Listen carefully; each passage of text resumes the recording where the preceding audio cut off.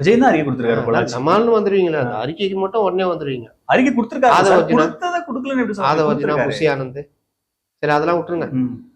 ஏதாவது இந்த சைடுல டிஎம்கேல ம். ஸ்டாலின் எப்போ கடைசியா பொது வழியில பேசுனது பேட்டி எப்போ இந்த மயிலாடுதுறை நிர்வாகிகள் கூட்டத்துல 2 நாளைக்கு முன்னாடி பேசினாரு? உதகை போறதுக்கு முன்னாடி பேசுவார். பேசினாரு. உதயகிரி போயிருக்காரு. அங்க யாராவது மைக் போட்டா பேசுவாரு. எல்லா கட்சியிலும் இது நடக்குது இல்ல. இங்க மட்டும் என்ன ஸ்பெஷலா?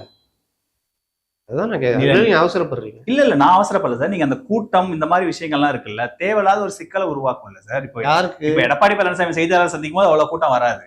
முதலமைச்சர் புரோட்டோகால்ல இருக்காரு. அவர்கிட்ட நீங்க யாரும் போக முடியாது. ஆனா விஜய் நீங்க ஒரு புரோட்டோகால்ல இருந்தா கூட அந்த கூட்டத்தை நீங்க பாக்குறீங்கல்ல, கட்டுக்கடங்காம வராங்கல்ல, அப்ப நம்ம சில விஷயங்களை நம்ம பார்த்து கவனமா தானே பண்ணணும். சென்னை ஏர்போர்ட்ல எப்படி பேட்டி கொடுத்தாரு? அப்ப கூட்டம் கட்டுக்கடங்காம வந்துச்சா? அப்ப எப்படி கொடுத்தாரு? அப்போ ஒரு அறிவுரை சொல்ல வேண்டிய தேவை இருந்தது சார். அறிவுரை சொல்ல உங்களுக்கு அப்ப விஜய் நான் அறிவுரை சொல்ல போறேன்பா அப்படின்னா கூட்டம் கட்டுக்கடக்காம வராது.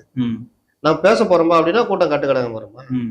எல்லாம் ஒண்ணுதானே. மைக்கு இதுக்காக எல்லா வாட்டியும் ஏர்போர்ட்ல போய் பிரஸ் மீட் கொடுத்துருக்காங்க. ஏன் எல்லாரும் கொடுக்குறாங்களா? ஏர்போர்ட்டு சீமான் பாருங்க, போகும்போது பேட்டி, அங்க இறங்கினா பேட்டி, அங்கிருந்து ஏறும்போது பேட்டி, மறுபடியும் இங்கே வந்து பேட்டி. அண்ணாமலை அதே மாதிரி தான் பண்ணியிருந்தாரு. நயனா நாகேந்திரன் பண்றாரு, எடப்பாடி பண்றாரு. ஏர்போர்ட்ல பேட்டி கொடுக்காதவங்க யாரு இருக்கா?